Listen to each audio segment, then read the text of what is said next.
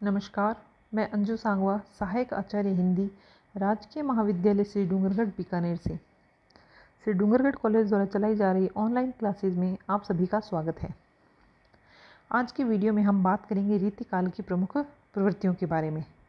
इससे पूर्व में हमने रीतिकाल की कुछ प्रमुख प्रवृत्तियों, रीति निरूपण, श्रृंगारिकता, अलंकारिकता, आश्रयदाताओं की अतिशयोक्तिपूर्ण प्रशंसा, बहुज्ञता व चमत्कार प्रदर्शन की प्रवृत्ति पर बात की थी।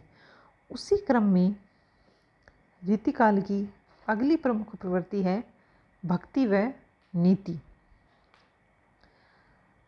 देखिए बच्चों, रीतिकाल का प्रमुख प्रतिपाद्य विषय तो श्रृंगार ही था, लेकिन रीतिकाल में कुछ भक्ति व नीति परक ग्रंथों की रचना भी की गई थी। इसी संबंध में डॉक्टर नगेंद्र ने कहा है कि रीतिकाल का कोई भी कवि भक्ति भावना से हीन नहीं है, न ही हो सकता था, क्योंकि भक्ति उसके लिए मनोवैज्ञानिक आवश्यकता थी। भौतिक रस की उपासना करते हुए उनके विलास जर्जर मन में इतना नैतिक बल नहीं था कि भक्ति रस में अनास्था प्रकट करें अथवा उसका निषेध कर सकें। तो इस प्रकार से डॉक्टर नगेंद्र के अनुसार भक्ति रस की रचनाएं लिखना कवियों के लिए मनोवैज्ञानिक मजबूरी या आवश्यकता थी, क्योंकि भौतिक रस में अधिक डूब जाने या हद से अधिक उसके बारे में चर्चा कर लेने के कारण कवियों के मन में कहीं ना कहीं ईश्वर का डर था कि इसका बुरा फल उन्हें ना भुगतना पड़े। तो इस बुरे फल की आशंका के डर से ही उन्होंने भक्ति परक रचनाएं लिखी, ताकि उनके कर्मों का कुछ हल तो उन्हें मिले। राधा कृष्ण के नाम पर लिखी गई रचनाओं में भक्ति भावना प्रमुख न होकर श्रृंगार भावना ही प्रमुख है। भिखारी दास ने इस संबंध में एक उक्ति कही, रीझे ही सुकवि तो जानो कविताई, न तो राधिका कन्हई सुमिरन को बहानो है। अर्थात कि रीतिकाल के कवियों द्वारा लिखी गई रचनाओं से यदि सुकविगण खुश होते हैं तो समझ लिया जाएगा कि वह एक अच्छी कविता है, और यदि कविगण खुश नहीं होते हैं तो ये ही समझकर दिल को तसल्ली हो जाएगी, हृदय को शांति मिल जाएगी कि चलो इसी बहाने राधा कृष्ण का नाम तो ले ही लिया। देखिए, रीतिकाल के प्रतिनिधि कवि हैं बिहारी दास जी, जिन्होंने एकमात्र ग्रंथ बिहारी सतसई की रचना की थी, जिसमें कुल 713 दोहे हैं। उसी बिहारी सतसई में 713 दोहों में से 70 दोहे भक्ति भावना के भी हैं, और नीति संबंधी उक्तियां भी रीतिकाल के कवियों ने पर्याप्त मात्रा में लिखी है। दरबारी वातावरण के प्रभाव से नीति निरूपण में ये कवि प्रवीण हो गए थे। बिहारी सतसई में नीति के अनेक दोहे उपलब्ध हैं। एक दोहा इस प्रकार से है, नर की अरु नल नीर की गति एके करी जोय, जे तो नीचो हुए चले ते तो ऊंचो होए। बिहारी दास जी कहते हैं कि मनुष्य की और नल के द्वारा आने वाले जल की जो गति है वो बिल्कुल ही एक जैसी होती है। दोनों ही जितने अधिक नीचे होकर चलते हैं उतने ही अधिक ऊंचे होते हैं या उन्नति की ओर अग्रसर होते हैं। अर्थात मनुष्य जितना नीचे होने का तात्पर्य है विनम्र होकर चलेगा, उतना ही अधिक उन्नति प्राप्त करेगा। और उसी प्रकार से नल में आने वाला जल जितने अधिक गहराई से आएगा उतना ही अधिक ऊंचा चढ़ेगा, अर्थात जल का दाब उतना ही अधिक होगा। तो इस प्रकार से ये बिहारी सतसई में आया हुआ नीति का एक दोहा है। इसी प्रकार के अनेक दोहे बिहारी दास जी ने अपनी बिहारी सतसई में कहे हैं। घाघ, बेताल, वृंद एवं गिरधारी दास ने भी नीति संबंधी प्रचुर काव्य की रचना की। वृंद सतसई में नीति संबंधी सुंदर उक्तियों को काव्य रूप दिया गया है। वृंद सतसई का एक दोहा इस प्रकार से है, भले बुरे सब एक सम जो लो बोलत नाही, जानी परत है काग पिक ऋतु बसंत के माही। कि भले और बुरे सब एक जैसे ही लगते हैं जब तक कि बोलते नहीं हैं।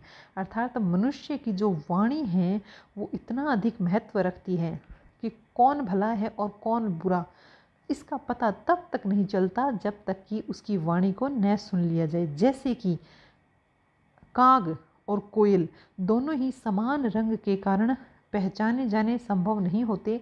उनकी पहचान तभी होती है जब बसंत ऋतु आने पर कोयल बोलने लगती है या कोयल की वाणी सुनाई देती है।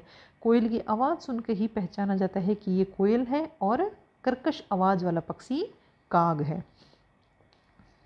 तो इस प्रकार से रीतिकाल में भक्ति व नीति काव्य की रचना भी हुई है और भक्ति व नीति भी रीतिकाल की एक प्रमुख प्रवृत्ति रही है। रीतिकाल की अगली प्रमुख प्रवृत्ति के बारे में हम बात करेंगे, जो कि है नारी भावना, नारी के प्रति कामुक दृष्टिकोण। हजारी प्रसाद द्विवेदी ने इस संबंध में कहा है, नारी किसी समाज या संगठन की इकाई नहीं थी, वह सब प्रकार के संबंधों से मुक्त विलास का एक उपकरण मात्र थी। ये हजारी प्रसाद द्विवेदी ने रीतिकाल में नारी की स्थिति के संबंध में अपने विचार व्यक्त किए हैं कि रीतिकाल में नारी को केवल ये विलास का एक उपकरण समझा जाता था। और इसी संबंध में उन्होंने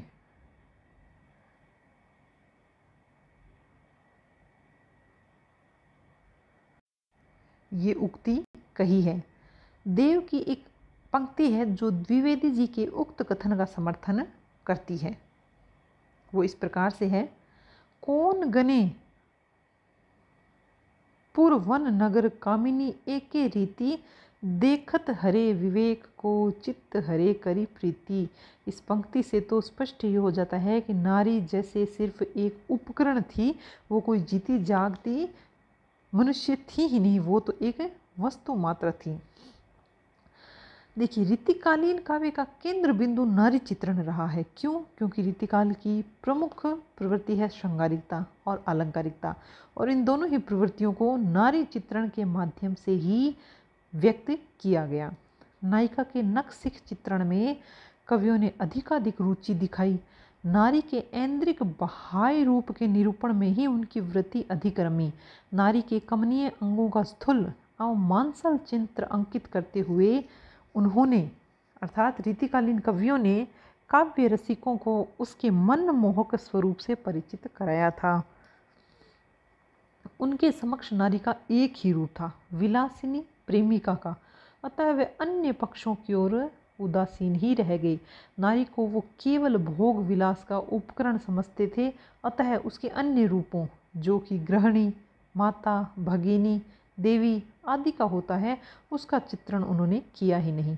नारी के प्रति इस एकांगी दृष्टि के कारण वे उसकी सामाजिक महत्ता एवं उसकी श्रद्धा समन्वित गौरवमयी मूर्ति का चित्रण करने में समर्थ नहीं हो पाए।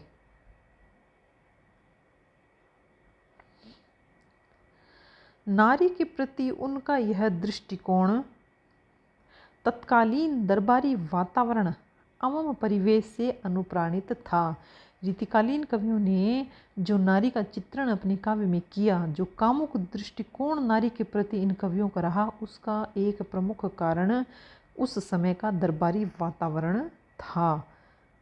और इसीलिए आचार्य हजारी प्रसाद द्विवेदी ने ये उक्ति कही है।